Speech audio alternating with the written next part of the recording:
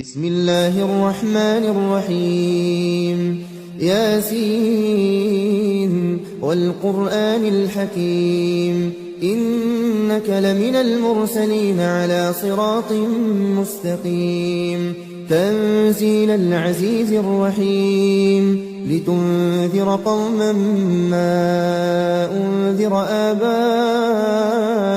فهم غافلون لقد حق القول على أكثرهم فهم لا يؤمنون إنا جعلنا في أعناقهم أغلالا فهي إلى الأذقان فهم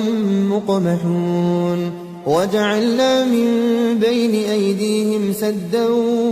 ومن خلفهم سدا فأغشيناهم فهم لا يبصرون وسواء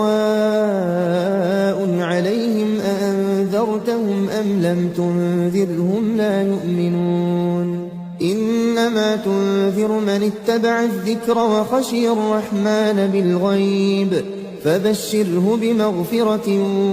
وأجر كريم إنا نحن نحيي الموتى ونكتب ما قدموا وآثارهم وكل شيء أحصيناه في إمام مبين واضرب لهم مثلا أصحاب القرية إذ جاءها المرسلون إذ أرسلنا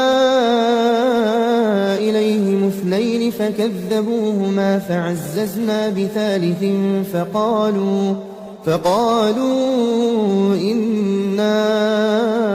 إليكم مرسلون قالوا ما أنتم إلا بشر مثلنا وما أنزل الرحمن من شيء إن أنتم إلا تكذبون قالوا ربنا يعلم إنا إليكم لمرسلون وما علينا إلا البلاغ المبين قالوا إنا تطيرنا بكم لئن لم تنتهوا لنرجمنكم وليمسنكم منا عذاب أليم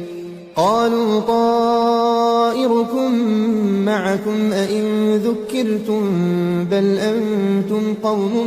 مسرفون وجاء من أقصى المدينة رجل يسعى قال يا قوم اتبعوا المرسلين اتبعوا من لا يسألكم أجرا وهم مهتدون وما لي لا أعبد الذي فطرني وإليه ترجعون أأتخذ من دونه آلهة إن يردني الرحمن بضر لا تغن عني شفاعتهم شيئا ولا ينقذون إني إذا لفي ضلال مبين إني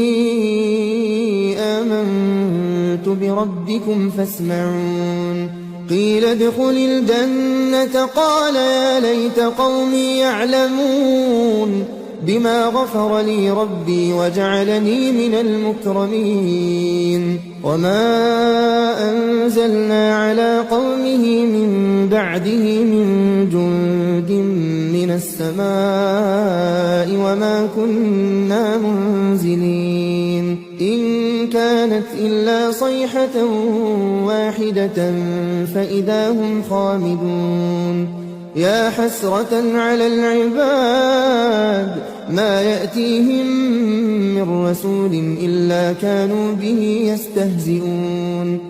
ألم يروا كم أهلكنا قبلهم من القرون أنهم إليهم لا يرجعون وإن كل لما جميع لدينا محضرون وآية لهم الأرض الميتة أحييناها وأخرجنا منها حبا وأخرجنا منها حبا فمنه يأكلون وجعلنا فيها جنات من نخيل وأعناب وفجرنا فيها من العيون ليأكلوا من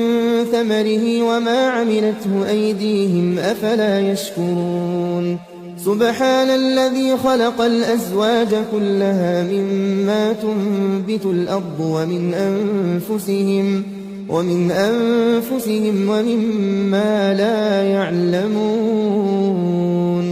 وآية لهم الليل نسلخ منه النهار فإذا هم مظلمون والشمس تجري لمستقر لها ذلك تقدير العزيز العليم والقمر قدرناه منازل حتى عاد كالعرجون القديم لا الشمس ينبغي لها أن تدرك القمر ولا الليل سابق النهار وكل في فلك يسبحون